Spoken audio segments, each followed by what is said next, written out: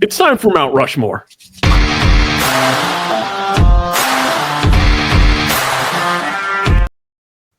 My favorite part of the whole show is to look at those. Look at the faces. Yeah, but here's a problem. Alex, can you bring that up again without the music? I just realized something. I don't know if I can without that. So you can actually see it on the screen. I just realized one thing. The guy on the right of Mount Rushmore, does he play for Boston or the Eights? Like, what's going on over there? You got to love AI, man. AI is awesome, but... Play it again. Play it again.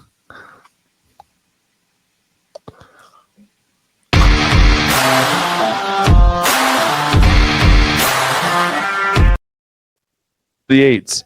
Yeah, the Eights. You gotta, and we're not giving problems to our producer. We're not making fun of him. Alex kills it. It's just AI sometimes. Like, that's just funny. It's just so funny. I just love the Boston Pirates. That's just great. All right, David, who do we have as our number one entry into Mount Rushmore for the Pittsburgh Pirates? Number one entry for the Mount Rushmore Pittsburgh Pirates is a player that probably a whole lot of people don't know about his playing career. They only know about his baseball card, which I got to see the other day. This thing it's incredible. It's so funny because it's unassuming, but every baseball person in the world knows it. Every sports card collector in the world knows it. Almost everybody that follows sports knows it, and they probably don't even know his career.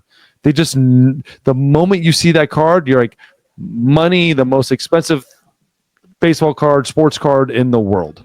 Yep. Honus Wagner. Good old Honus Wagner, and you are correct. The owner of the most famous baseball card in the world. Oh, that picture just looks like a hoss. Just looks like, you know what? He looks like he'd walk into a bar and says, "Punch me." And you're like, "You're drunk, aren't you?" He's like, "I haven't had a drink since a minute ago." You know who that is? That is the father in the song "A Boy Named Sue." Yes. That's what it is. By the way, David, do you know that the Honus Wagner card is mere miles away from you? No, it's not miles away from me. I'm in Chicago. Well, okay. Normally, I'm in Scottsdale, Arizona. Yes, the most famous Honus Wagner card. Yes, because the Hendricks Honus Wagner card, the owner of the Diamondbacks, who Wayne Gretzky used to own the card. He bought it from him, or got it from him, and that's because it's graded. I think it's graded the highest one of all of them. But the Baseball Hall of Fame has 3 of them, by the way. Oh, only 3. They have 3 of them. You couldn't have picked one up for me, you know. None of them were graded. I asked because we got a private tour by the director of the Hall of Fame, or not. We did the Hall of Fame tour, and then we got a private showing by him where he actually brought out Ichiro cleats, Randy Johnson cleats, Shohei Ohtani's batting stuff from 50-50. No, it wasn't from. It was just Shohei Ohtani stuff. He brought a Jeter jersey, Aaron Judge bat, home run bat from his rookie year. Actually, it was his first home run, I think it was.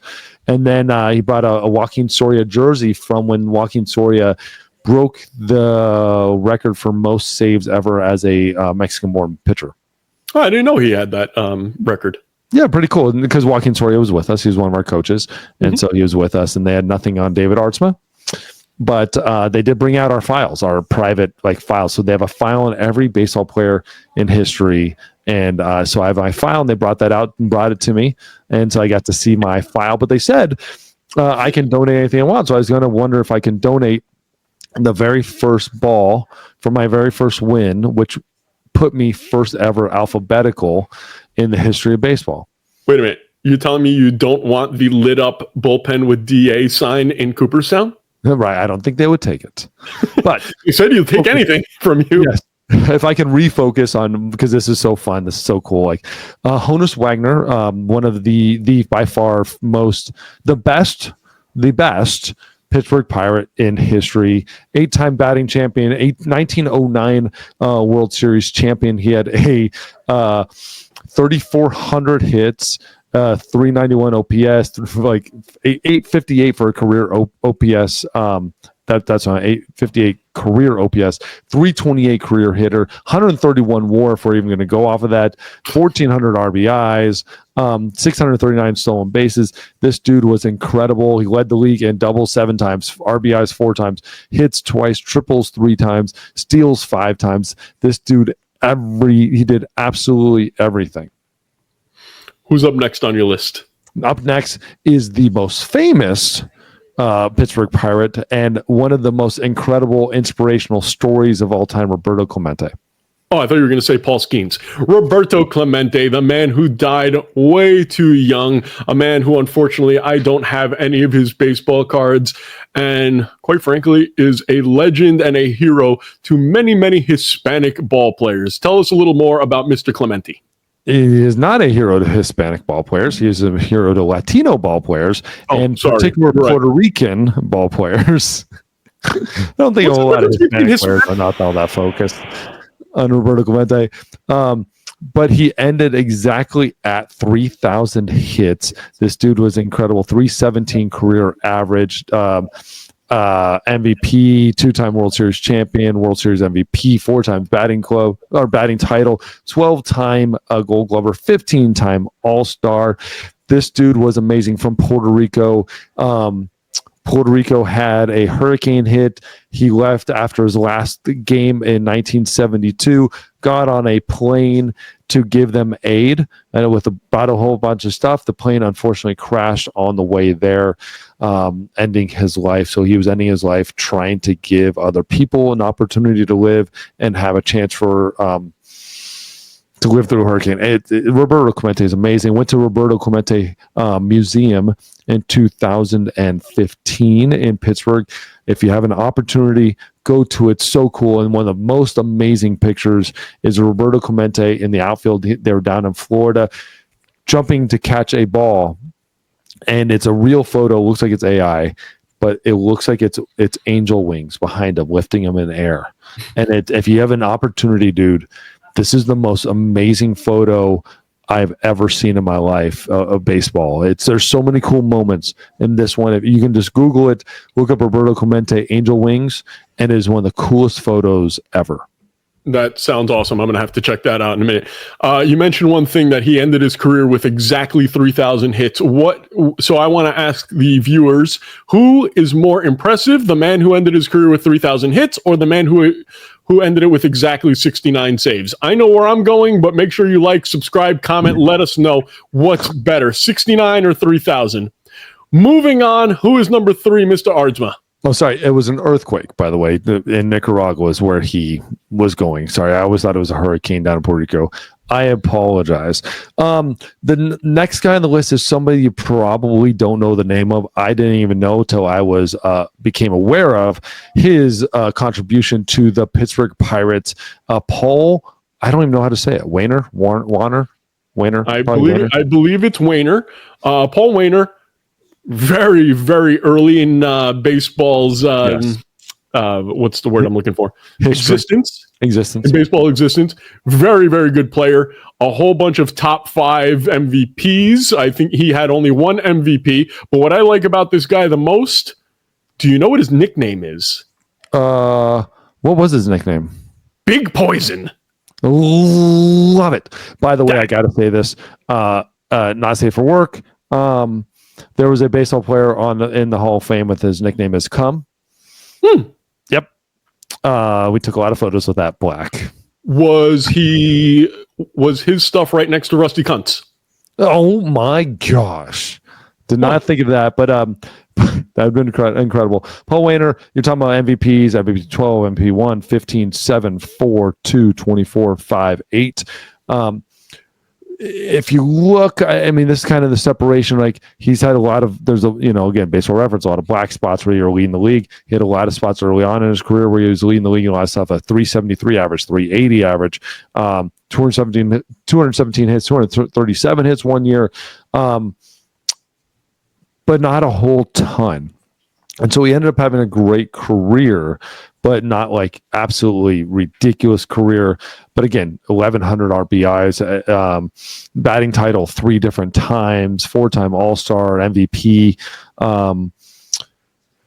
He's that second generation. Honus Wagner, that early Pirate teams were just insane. And then that second generation, then you had the Roberto Clemente era after that.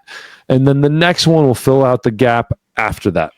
Oh, that's not true, because you're missing a gap between the Clemente gap and the next guy. But let's go to the next guy, probably the most unassuming, nicest ball player, the guy that you never hear anything bad about.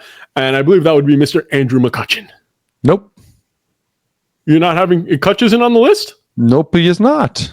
I am shocked. I'm sorry. I take it all back. Who's the last guy on your list? The guy in that you think I missed, Willie Stargell.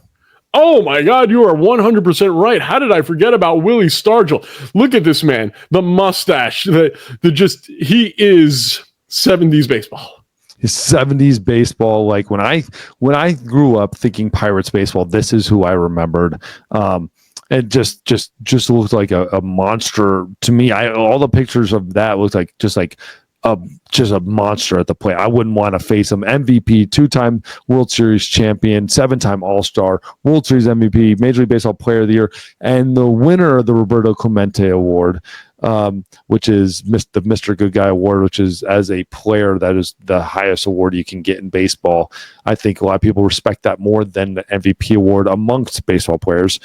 This dude was just Mr. All-World, absolute stud. How much would you love to be in a room where it's just him and Willie McCovey and Bob Gibson just talking baseball? That'd be great. Well, again, and I had the opportunity to talk baseball with Willie Mays, like that. Willie Mays in there. I would love to have that earlier generation too, like the Willie Mays, Hank Aaron, and just hear about life in baseball. Especially from the black players who had to deal with a lot of crap, and just see how they've morphed. Because, you and I know a lot of black baseball players now, and, black baseball players, they're a little different. They just are. They share it. Have to go through different life. Yeah. And they show much more camaraderie. I don't know about you, but it seems to me that every black baseball player knows every black baseball player, and they make sure that they do everything they can to support each other. It's great. I love it. It's awesome. I love it. Something I'm not a part of. I wish I was. Yep. And I guess the next guy, the first man out, is the guy that I thought should be in there that I was wrong about. But he would be an interesting guy to talk amongst those guys. So I think the next guy is Kutch. First man out is Kutch. It has to be Kutch. Again, you make an argument for a lot of players, but I like to have players from different generations on this list. There's definitely guys that could be there from older times, like even a Ralph Kiner, even though he didn't play there a whole lot. A Barry Bonds, who you will get this on this list a little bit later, and some of those players from earlier generations. But Kutch has definitely brought in a new wave of fandom to Pittsburgh Pirate lore and history, and very close to making this list. But again, just enough a way to you would have to have this remarkable rebirth of his career. I don't see it coming, but an MVP, 1 Gold Glove, 4-time Silver Slugger, 5-time All-Star of Roberto Clemente award winner, 2,200 hits over the course of his career. Obviously, that spent some time with some other places, but the cornerstone of what the franchise became once he came into the league in 2009, the rebirth of the Pittsburgh Pirates, he was there front and center for a lot of it. And I don't know why, but when I think about Andrew McCutchen, for some reason, I think about Tim Duncan, because they just remind me, they're both like this nice, unassuming, really good, not going to get in trouble, great for the clubhouse type of guy. Yeah, and you think about this too, is like his trade brought in Brian Reynolds. So like even moving him brought in the next wave of the best position player they've had. And so it's just, again, the smile, the swagger. I loved playing against him. I hated giving up a home run to him, but I loved playing against him. Have you had a chance to have any conversations with Kutch? Not really. No. He's a really, really nice guy. I've always I haven't had a lot of conversation with him, but every single time he's just really respectful. He doesn't have an air of arrogance at all. And for a guy like that, I was pretty surprised that he didn't. All right, David, finally, who's the guy who could make it if he continues? Pretty easy one. And if he keeps going on the road he's going, he will be making this list pretty easily, I think. Mr. Paul Skenes. No chance in hell. Zero. He's not going to be playing for him in 2 years. There's no way he gets on their Mount Rushmore after 3 years of being a Pirate. Because they're not going to re-sign him. They're not going to keep him. And if I was, we've discussed this, they could potentially trade him this year. I don't think it's going to happen, but every GM is going to call for him. But there's no chance he's making this Mount Rushmore because he won't be there long enough. That's the only thing that's going to stop him, or a crazy arm injury or something. But the dude's start to his career is historic, and somehow his sophomore slump is better than his rookie year. 1.96. Let's run through the numbers. 1.96 ERA his rookie year, 11-3. He was an All-Star. He was Cy Young number 3 as a rookie pitcher. MVP 19, a Rookie of the Year, which was arguably a great conversation between him and Jackson Merrill. Both of them could have won it. I actually had my money on Merrill just because I thought he had a better, more complete season. No, I think he had more impact on his team. I think he played the whole season. Well, no, I think his every day in the lineup mattered more to the Padres than Skenes mattered to the Pirates. Skenes was a great player. And even if Skenes was there from day one, they don't make the playoffs. Jackson Merrill, if he's not there day one, they don't make the playoffs. And I think that mattered more. But again, that's neither here nor there. Jackson Merrill, great career. We'll talk about him later. 133 innings pitched that year. This year, 2.79 ERA. He is 4-6. It's crazy that his ERA keeps going down and his wins don't go up. He's leading the league in WAR. He's leading the league in WAR as a starting pitcher, second-year guy. And does he even have a full year under his belt yet? I don't even think he does. It's amazing. But you know what, Paul Skenes, if you keep playing for the Pirates, you will be on that list. Now, if he keeps playing for the Pirates, though, I still don't think he makes the list because I would put Libby Dunn on the list on the Mount Rushmore before him because that's probably where he's getting his power. Let's call it what it is. But I digress. David, it was really fun doing a show with you. I missed doing a show with you these last 10 days. It's been a little bit. Been a little too long. But I'm glad to see the pictures that you're sending me from your vacation. It is driving me crazy seeing how big the boys are, and I haven't seen them in 2 years. That is the craziest thing. Can't wait to see them. Hopefully we do it in Seattle. Other than that, I guess we'll talk to you next week, right? Absolutely. All right, buddy. Everybody, make sure you like, make sure you subscribe, make sure you comment, and let us know who's more important, Mr. 3000 or Mr. 69. I'm going Mr. 69. Talk to you later. Bye-bye.